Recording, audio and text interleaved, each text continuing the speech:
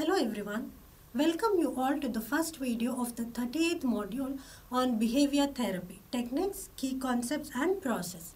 One of the popular definitions of counseling is by Perez in 1965. He defines counseling as an interactive process conjoining the counselee who needs assistance and the counselor who is trained and educated to give assistance. The goal of counseling is to help individuals overcome their problems as well as their future problems. Parents, teachers, friends, ministers, doctors, nurses, social workers, lawyers, and a host of other people do counsel. Their purpose, methods, and training vary greatly. Some give advice and some supply information. Some are trained counselors who help individuals to understand themselves and their environment and meet their needs and to deal with their problems effectively. Today, in the field of counseling, there are various approaches and therapies that are used by professional counselors and therapists to help people to solve their problems, difficulties and disorders as well. Some of the counseling techniques and therapies are psychoanalysis, humanistic or person-centered therapy, behavior therapy, cognitive behavior therapy, transactional analysis, directive, non-directive, eclectic counseling, etc. Different techniques and therapies are based on varying conceptions of human personality, structure and dynamics. Behavior therapy is one such therapy which emphasizes the role of behavior in psychological functioning and well-being. In this module, we will look into some of the key components of behavior therapy, its techniques, key concepts and the process. The learning objective of this video is to understand the foundations of behavior therapy. The association between the thoughts and actions are highly significant. The feelings and the thinking determine the behavior of an individual. It becomes important to have a check on what we think because that is how we behave. At times, we do not realize that our thoughts provoke our actions. It is important to have a positive thought so that our behaviors do not go wrong. If our thought patterns are negative or harmful, our behaviors turn into problematic behaviors. When the problems are intensified because of the distressed behaviors due to unhealthy thought patterns, the behavior analysis stresses on encouraging healthy approaches of interaction, social skills, and other activities through adaptive behaviors and learning skills. An article in Cognitive Therapy and Research defines behavior therapy as a therapeutic process that attempts to change the maladaptive cognitions in human thinking that worsens emotional suffering and give rise to unhealthy behaviors. Behavior therapists work towards modifying the maladaptive cognitions to decrease and remove emotional suffering and unhealthy behaviors. Hence, it can be understood that behavioral therapy is used to change maladaptive behavior. The goal is to strengthen essential behaviors and remove undesirable behaviors.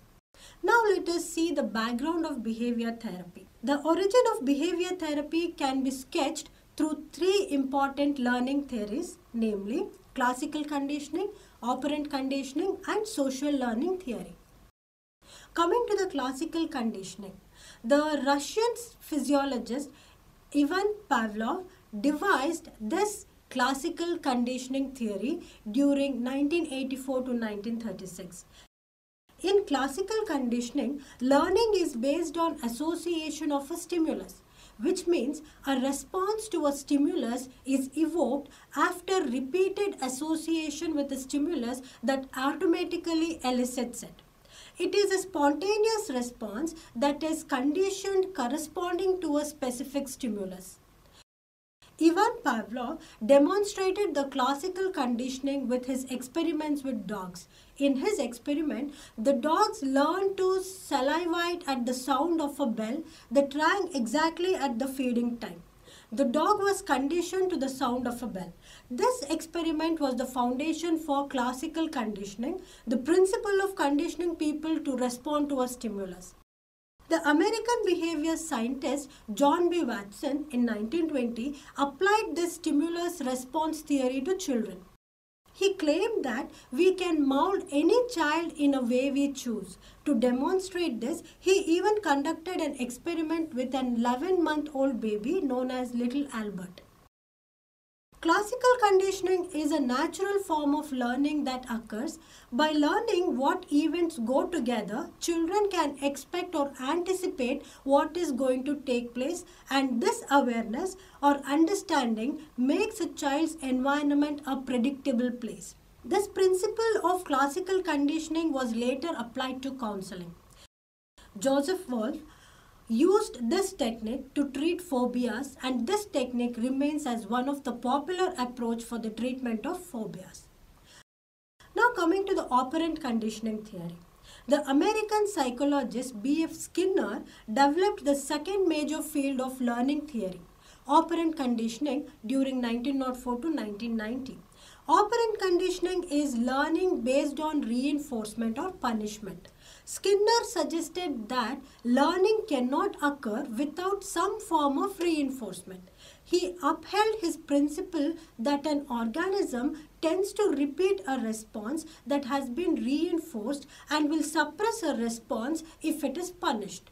Reinforcement is effective when immediately followed with a behavior. If any response is not reinforced, it eventually reduces and is extinguished. Behavior therapy is the use of conditioning to gradually change behavior. It is effective among children. It can reduce the frequency of undesired behaviors such as temper tantrums and increases acceptable behaviors as substitutes. Compared to classical conditioning, operant conditioning is a more active process of learning. Through his Skinner box experiments, which involved training a rat to press a bar for food, he gave the principles of operant conditioning. In recent times, the principles of operant conditioning has been employed programmed learning, self-control, behaviorally oriented discipline procedures and management. Now coming to the social learning theory. The American psychologist Albert Bandura developed many of the principles of social learning theory during 1925. This is the third major learning theory that helped formulate behavior therapy. Social learning theory, also called as social cognitive theory, maintains that behaviors are learned by observing and imitating models. This is called as modeling or observational learning. Observational learning is learning through watching the behavior of others. Imitation of models is the utmost significant component in how children learn a language, deal with aggression, develop a moral sense, and learn gender-appropriate behaviors. Behaviorist approach deals with the basic mechanism of learning. It is concerned with how behavior changes in response to experience. Behavior therapies for children vary. However, they all emphasize mainly on how unintentionally or maybe unknowingly reward some of the negative thoughts and problematic behaviors of children, because these rewards or reinforcements may enhance the incidence or occurrence of the undesirable behaviors. Though behavior therapies considerably vary according to the disorder, but a common factor is that the behavioral therapist would want children to try out new behaviors, encourage them to learn new behaviors, reward desired behaviors, and ignore unwanted behaviors to extinguish. In this video, we have seen the background of the behavior therapy in a nutshell. In the next video, we will discuss the techniques of behavior therapy. Thank you.